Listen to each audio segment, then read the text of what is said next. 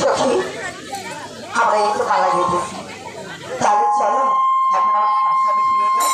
ঠিক আছে সখী, তাহলে তাই চলো।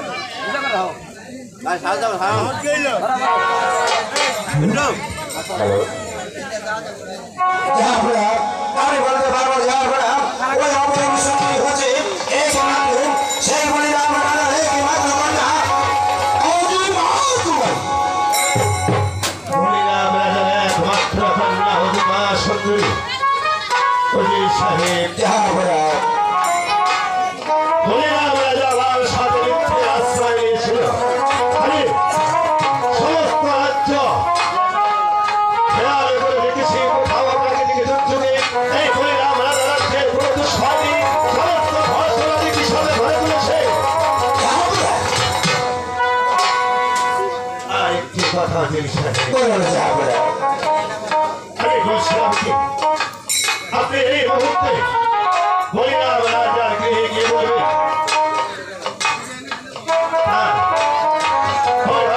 সুন্দরী মেয়েকে যদি আমার হাতে তুলে দাও তাহলে আমি তাকে 5 বছরের খাজনা মুখ ভোগ করে দেবো। আমি বলেছি আমি কি যাবো না? আপনি হয়েছেন যাতে মুসলমান, হরিনাম রাজা হয়েছে যাতে ভ্রমণ, তাই তো হরিনাম রাজাকে আপনার প্রস্তাব সকলে গ্রহণ করবে। আপনি যে বলুন সে যদি সসম্মানে তার মেয়েকে আমার হাতে তুলে দেয় তাহলে আপনি তাকে মুসলমান করবো এবং শুভ দিন রেখে তাড়াতাড়ি শাদী করি এই হরিনাথের গ্রহণ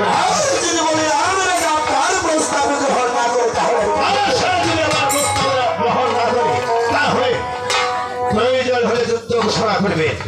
ঘোষণা করে ওই হরিনাম রাজাকে পরাজিত করে তারপর তার মেয়েকে আমি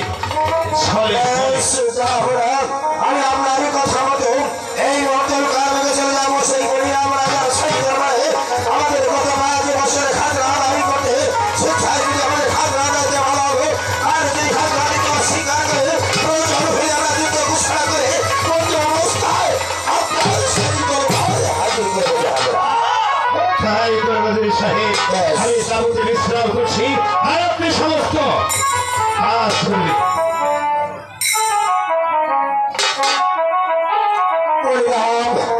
হরিনাম আমাদের বাদশাহ আপনার একমাত্র কন্যা এসেছে ফুলবাড়ি চাই বেড়াতে, তাই তো বাদশাহ সর্বদা দাঁড়িয়ে আমাদের বাদশাহ তার রূপে পাগল হয়েছে। আমি আসছি আপনার সেই দরবারে আপনার বিয়ে করে যাবে।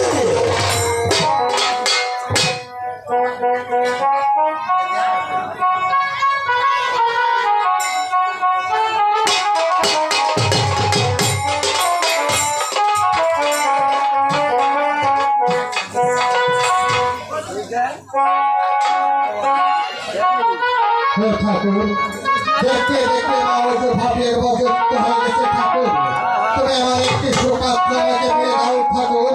আমি যেন আমার ভাগে তার হাতের পরিচয় দিয়ে ওই স্বর্গবাসী হতে পারে ঠাকুর, স্বর্গবাসী হতে পারে।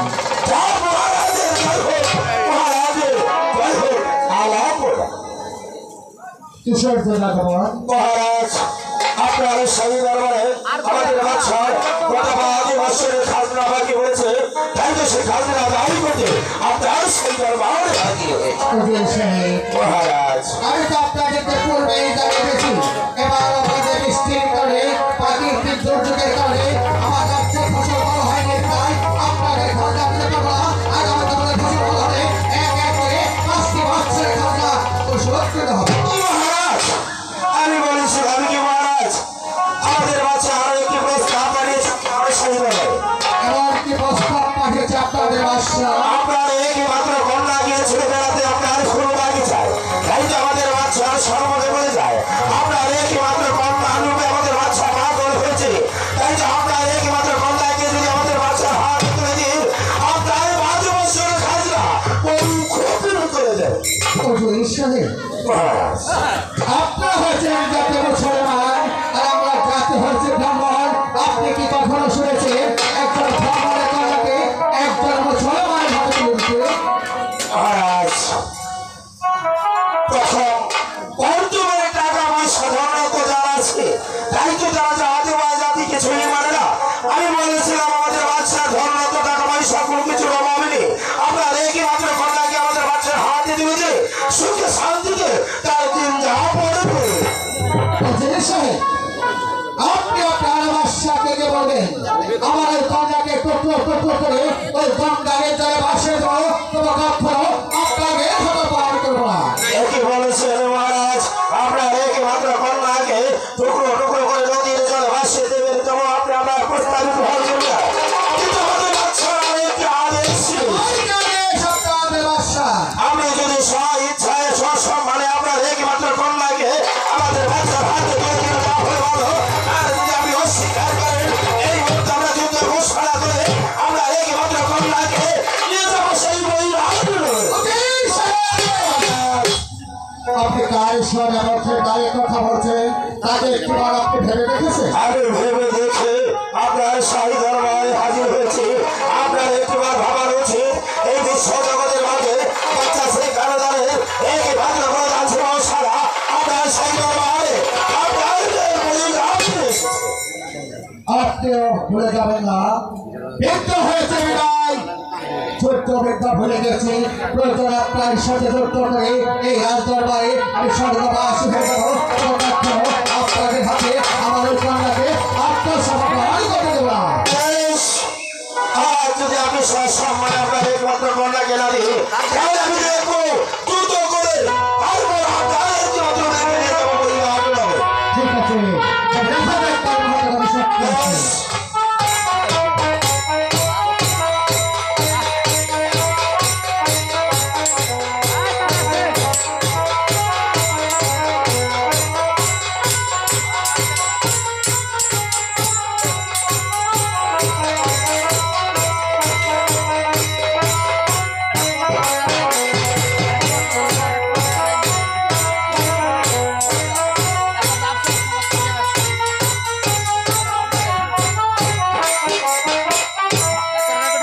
কোথায় বাদশা ছেড়ে যায়? আমি শুনতে পাচ্ছি ভাই হয়েছে আপনি আমার অধীনে প্রাণ শাহী দরবার থেকে ব্যস্ত জীবনে পাঠিয়ে দিয়েছে, এরপরে আপনার কি হতে পারে? আপনার স্পর্ধা হয় কেমন করে? আপনি হচ্ছে আমার সর্বান আর আমরা হচ্ছে তাকে ভগবান। আপনি আমাকে একজন ভগবানের বাড়িতে বিবাহ করতে চান? আমি তো প্রস্তাব পাঠিয়েছি, দেওয়া না দেওয়া সেটা আপনার ব্যাপার। আপনি যদি আমার অধীনে প্রস্তাবে রাজি না হন এই মুহূর্তে আমার হাতে দিতে হবে। আগামীতে ফসল বাজারে এক এক করে আপনার বাস্তি রাস্তায় খাওয়া পরিশোধ করতে হবে। আপনি বারবার আমার সাথে মিথ্যে আশ্রয় দিয়েছেন। আপনি বলেছেন প্রাকৃতিক দুর্যোগে আপনার দেশের ফসল বিনষ্ট হয়েছে, আমি সে এসে আপনার সমস্ত রাজ্য তন্ত্রময় করে ঘুরে দেখেছি, কোথাও প্রাকৃতিক দুর্যোগে একটি ফসল নষ্ট হয়নি, সকল ফসল আপনার কৃষক ঘরে পড়েছে। আপনি কেন বারবার মিথ্যে কথা বলেছেন? আমি আপনার সঙ্গে যে কথা বলছিলাম, আমাদের বৃষ্টির প্রাকৃতিক দুর্যোগের কারণে আমাদের রাজ্যে ফসল ভালো হয়নি, তাই তো আমরা প্রাকৃতিক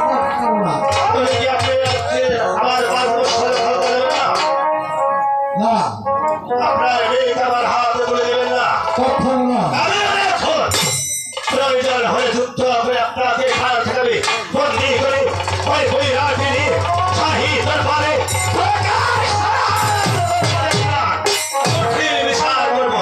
জানা হয় আপনার সাথে যুদ্ধ করে এই রাজপ্রাসাদ আমি সর্বনাশ হয়ে যাবো। আপনার হাতে আমার এই ঘটনা মনে করবো না।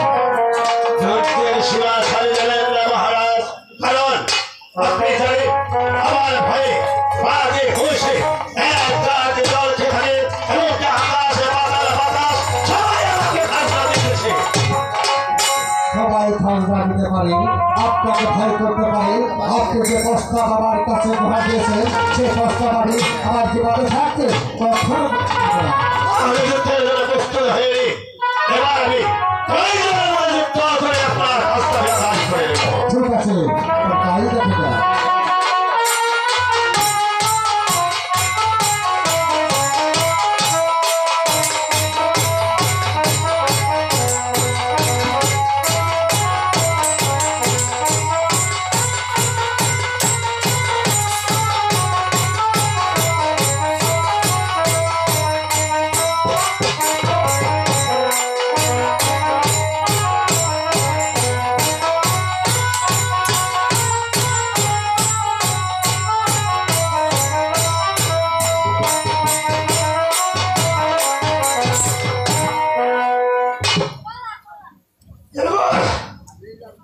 এবার কোথায় গিয়ে আপনার সেই শক্তির বীরত্ব আপনি ভেবেছিলেন বৃদ্ধ হয়েছি বলে এত স্পর্ধা আমার রাজ্যে বাস করে আমার সাথে আপনি স্মরণ করেছে ওদের সাহেব আমরা এই মুহূর্তে এই আমার আজ আপনি ফল করে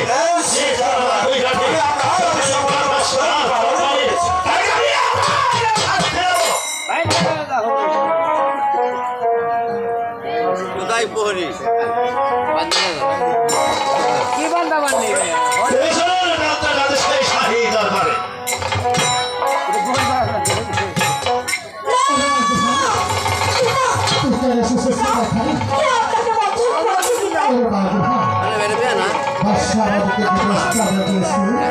আমি তার প্রস্তাব নিয়ে যাই আর নাই বাবা আমাকে বন্ধু করেছিল না।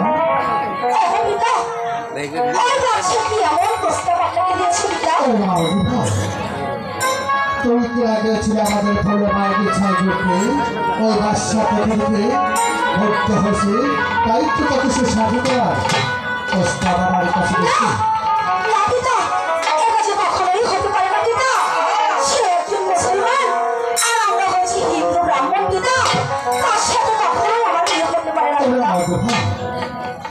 একটি কথা তুই মনে রাখি, আমি তো ভুক্ত হয়ে গেছি, হয়তো জীবনের কয়েকদিন বাবাকে জীবন আমি দেখাবো, তাই তো আমার আগে চলে যাবে তবে কথা ওই বাচ্চার প্রস্তাবে রাজি হয়েছ না।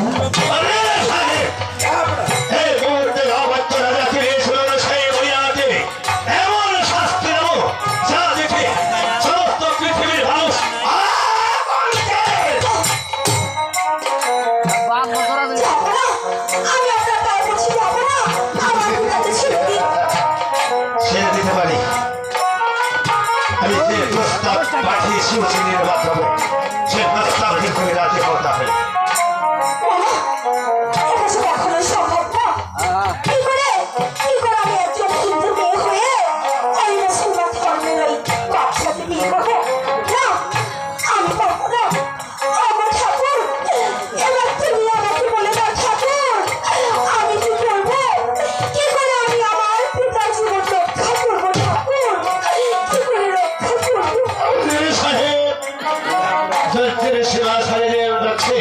এই মুহূর্তে আপনি আমার পিতাকে দেখবেন না, আমি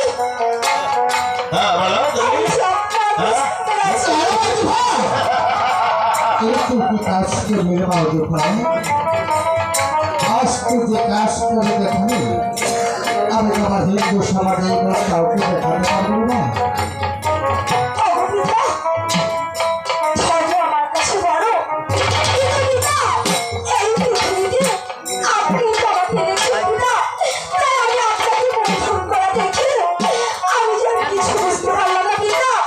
আমার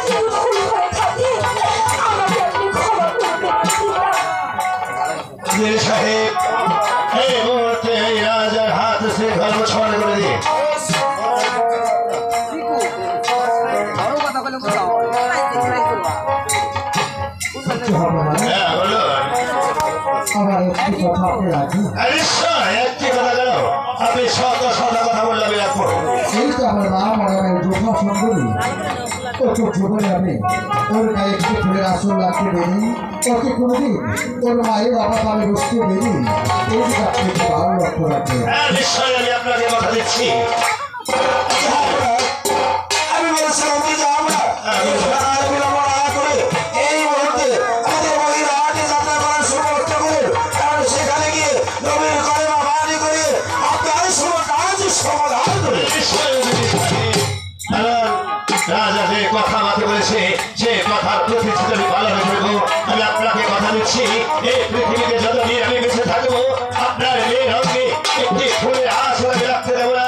তাকে আমার বইরাটি লিখে কলেমা পড়ে মুসলমান করবো এবং বিশ্ব মন্দির রেখে তাকে শাহী দরবারে দেবো করে। আপনার কথা শুনে বেশ আনন্দ হলাম।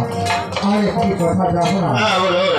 এই তো রাজশাহী ভাষা আপনি গানে করেছিলেন আমাকে পরিচালনা করার জন্য, তাই তার জন্য আপনার রাজ্য আপনাকে ফিরে দিয়ে যাচ্ছি। আর আমি মনে বাঞ্ছা করছি, আর ছোট দেখতে দেখতে দেখতে ভ্রমণ করে দেখুন ঠাকুর আমাকে স্বর্গবাসী করে দিলাম। আপনার যা খুশি আপনি করতে পারেন, কিন্তু আপনার মনে যদি চায় তাহলে আপনি চলুন আমার সাথে বইরাটে, সেখানে গিয়ে আপনি থাকবেন নিশ্চিন্তে এবং আমি আপনাকে সুসম্মানে শাহী দরবার।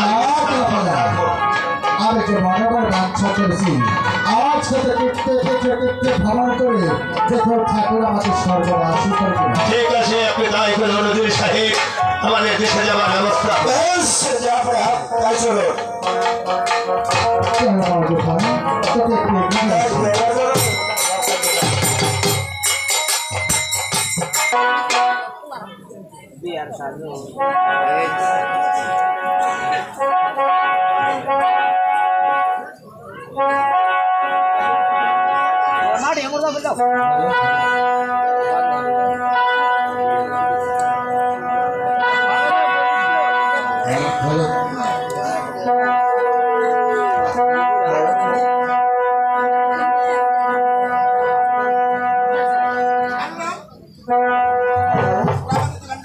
ও